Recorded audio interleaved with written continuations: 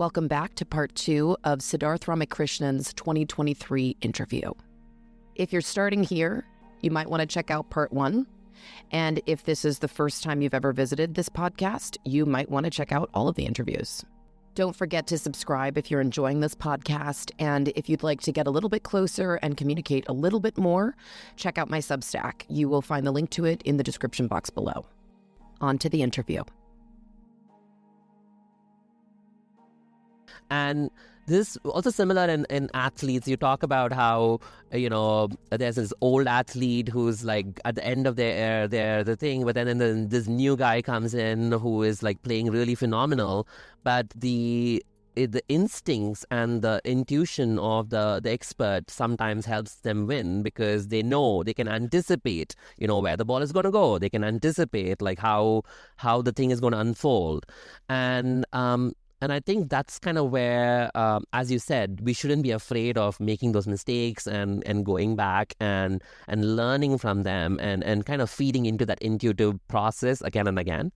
And it almost seems like the intuitive process is in that subconscious level, and then it is important for us to reflect back on it so that it kind of, some of those bubbles come up and you can then say, okay, I did that because of all these things that I noticed or something like that. So no, that makes so much sense. And on top of that, so what would you say, because you brought up the subconscious, when somebody's trying to tap into their intuition and they're going to the subconscious, or that's what they're imagining they're going to. I don't know if you can actually see in there because it's supposed to be the darkness, right? What exactly is it that's being brought up? It can be anything, like symbols, words, thoughts, just anything, like allowing yourself to just sort of let anything bubble up kind of thing, or?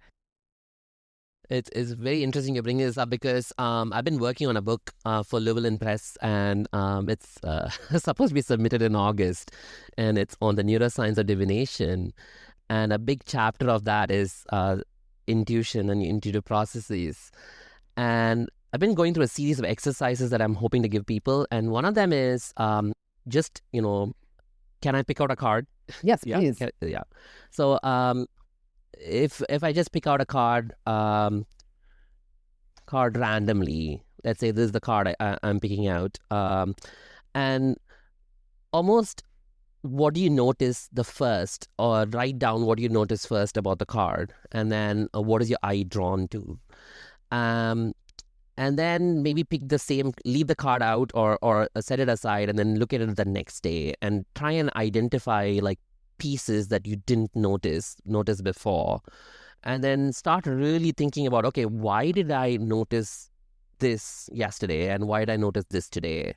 Are there any emotional internal states that's also been changed?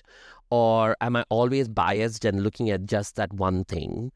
So these are all some of the things that we need to kind of almost check, or just like we say, check our biases. We actually need to check like what are we observing and what is the eye drawn to? Because what scientists have been finding is that this is not when you're looking at an object, different people notice very different things, and it's actually cultural, how you're raised, what kind of environments you're brought up in. And we're also sometimes even using different parts of the brain to parse all this out. And so what they found is a lot of people trained in the West tend to notice things in the foreground way more. Whereas people who are trained on the East, like in Japan, tend to notice backgrounds way more. So just in the first 5 seconds of looking at something. And so when you're thinking about training your intuition, it might be interesting that unconsciously your brain might be looking at those other things, but then your immediate conscious reaction might be like, I'm seeing the cup, or I'm seeing the horse, or something like that. So maybe try and figure out, okay, what are you noticing? What are you leaving out? And if you start looking at that whole picture, will it change the way you approach this particular card or interpretation? Is something that we might want to start thinking about.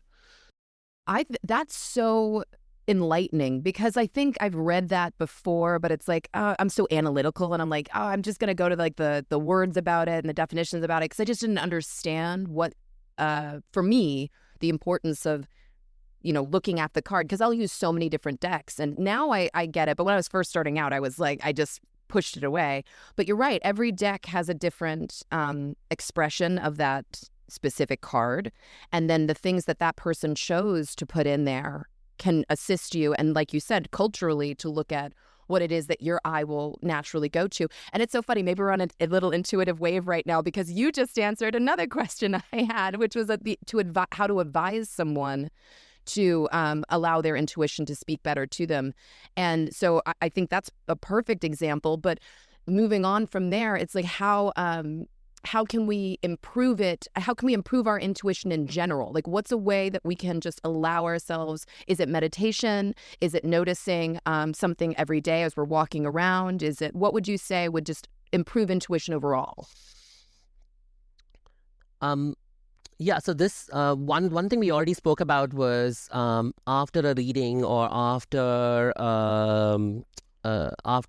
even if you just say pull out a few cards a day and then kind of write down what you think those interpretations are, is to have that reflection journaling piece of, okay, why did I do this? And then because that is then going to set into, okay, I noticed these things. Or even like I would even say, when you say about meditation, so some people, before they start any kind of tarot practice, they kind of ground themselves or have a certain ritual before they start with the whole reading session, say. And again, that I would say is really important, because what they have now found is that a lot of times you're attaching emotional balances to some of these questions, and the emotion is not coming from your head, but it's coming from your body. So when your heart is beating faster, or when your stomach is clenched, your brain is then interpreting that as, I'm feeling anxious, or I'm feeling like, tired, or something like that. So or your brain is actually interpreting your body signals. So you really need to step back and kind of calm yourself down, and before you get into that awareness state of the intuition. So I would really say reflective journals are going to be really important. The other thing is just having some means of, if I pull two cards, try and see if you are constantly going back to the same interpretation again and again, and then seeing if that's not the right one, right? Because sometimes we might have had a trauma, or maybe this has been a pattern that's repeated itself, and maybe now it's time to get out of that pattern. Maybe it's time to get out of that cycle. So so if there's a card that's constantly giving you're constantly like going to the same exact meaning each time, maybe kind of think back to see, okay, why am I going back to that thing? Is that relevant in this case? So having that kind of a question process, I think, is also going to be important. And then the other one is to, again, become aware of your own relational biases. So I was just pulling out some cards yesterday, and so let me just pull out two cards and let's see what happens. Let's see.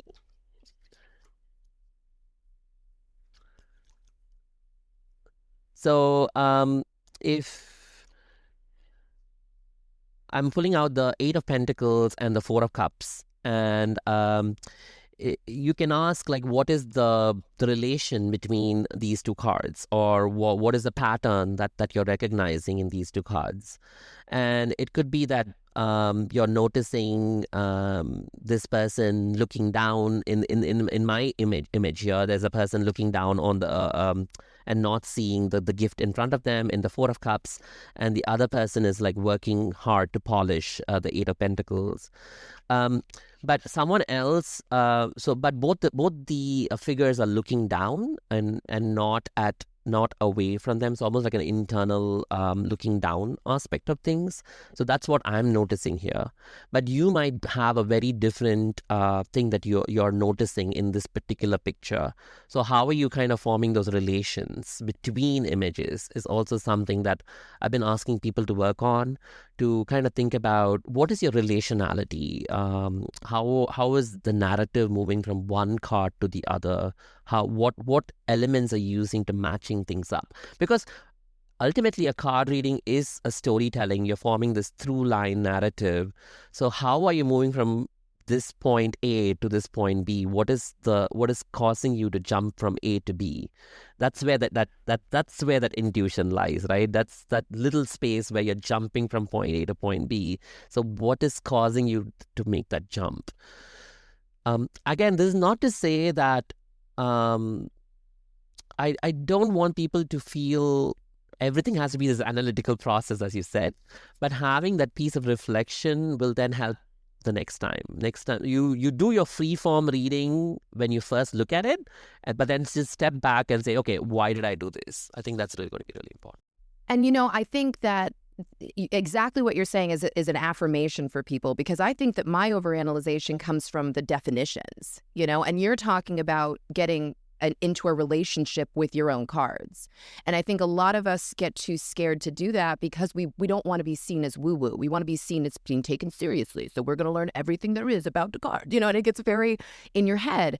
And so having the permission from someone who is working with the brain to let that go and just build that relationship with your cards, build your relationship with your own biases, you said, with your body, right?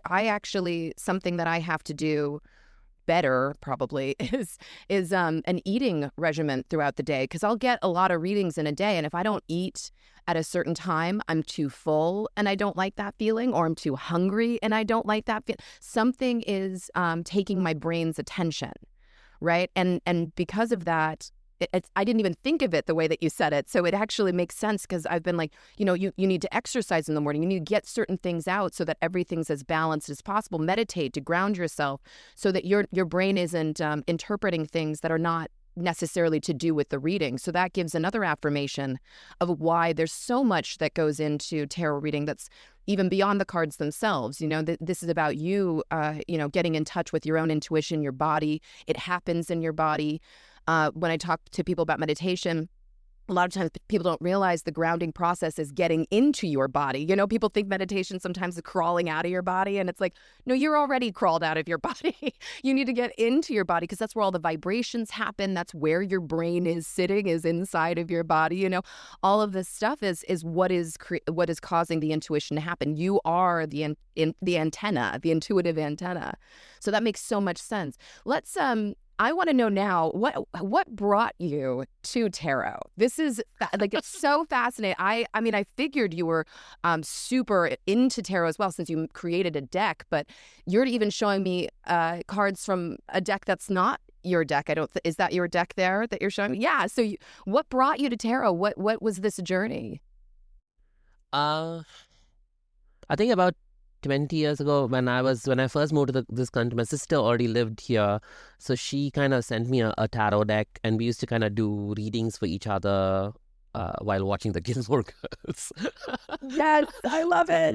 I love it. I'm dating myself, but that's kind of how it happened.